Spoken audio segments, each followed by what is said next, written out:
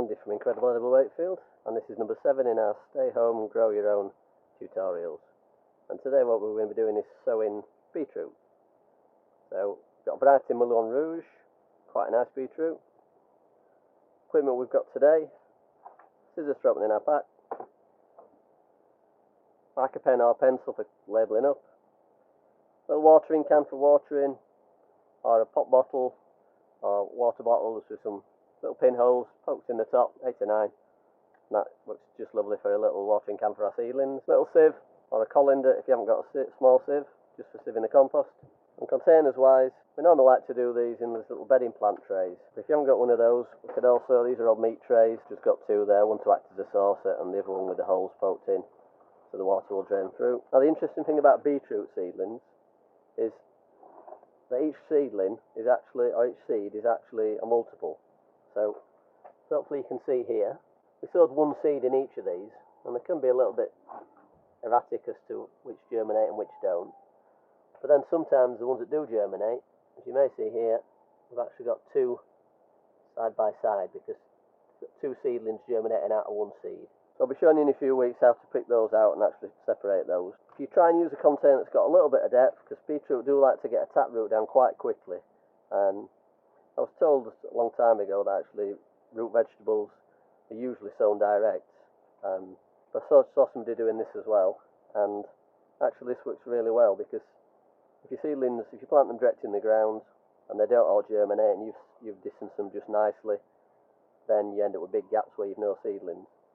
Whereas doing it this way, I'll say we can pick out where we've got more than one, put in a separate cell, and then when we come to plant it out, we can distance them just nicely to give them the right distance they need to grow on. And any of these, I've tried to give that a bit of a clean out. We use these little brushes that you can get from little hardware shops to give it a bit of a clean out with the watering can and with a hose.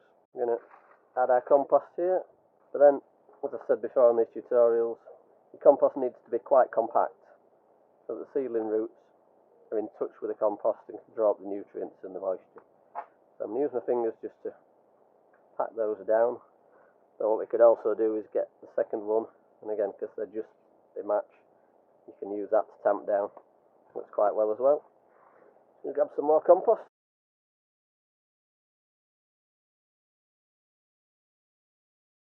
Take it up to the top there.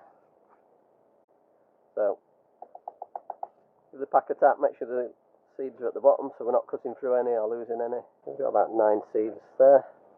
Hopefully you can see there, as I say, each of those little seeds is actually a multiple.